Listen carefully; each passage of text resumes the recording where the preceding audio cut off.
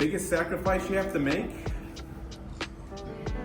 I would say making sure you get your work done first. There's a lot of opportunities to do a ton of great things, especially in this amazing city. You know, there's music, there's food, there's friends, there's family, there's video games, there's social media, there's dating, there's all these different things.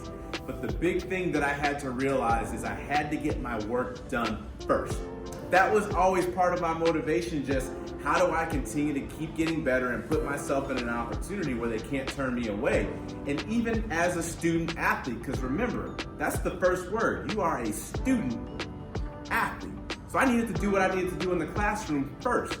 And I majored in business management and business marketing because I thought if baseball and sports don't work for me, what am I going to do in the future? And I loved being around just all these other avenues of the game. I loved watching it. I loved wearing it. I loved being a part. I loved the commercials. I loved the ads. And I was like, all right, if I can't play it, I'm definitely going to be around it. Kids quit, kids get hurt, you get better, you keep working, you get a little bit better, and you know, you kind of gain the respect of your teammates, and someone notices that, and next thing you know, you're there. And so I started here as an intern with kind of the same mentality, and I was like, I'll just keep showing up. In fact, I would show up, they'd be like, who is that guy? I started getting invited to sales meetings because I figured they'd feel, oh, that guy's on the team. Because I just showed up, I didn't really have a job. So it was kind of fun that way. And then what happened, I got like the most introductory job on the baseball department, and I just kept showing up. And 2 years later, my boss left and they gave me the job that I have now. You can overcome that thing in your mind, and you just keep pushing forward. So for me, it was about not giving up. It was about finding the way. It was about getting that one yes and then making the most I possibly could out of the yes. I'm still making the most out of that one yes 30 years ago ever since, right? So when Jim told me no, it wasn't screw that or forget it. It was let's talk again. And eventually, the second time, the time he did hire me, Wilson wasn't hiring anybody. There was a hiring freeze and there was no job.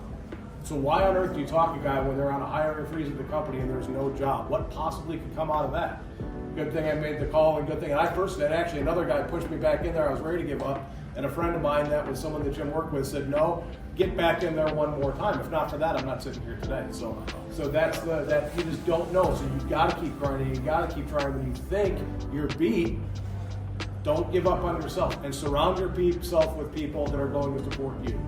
The reason we got this tour, we asked. That's how you all were able to come and be the first group to come do this. Just like they got their jobs, just like they got their opportunities, just like we're able to be in here today.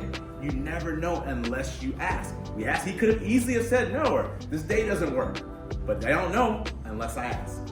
I thought this trip was amazing. I really think it helped me learn more about what it means to be a leader, how to get into that role, since I myself am on track to be some sort of captain for my baseball team over at my school. So I think I really know what I can do more to not only help myself, but also help the incoming freshmen, the inexperienced sophomores learn what they have to do in order to get to a position like mine, so they're also seniors.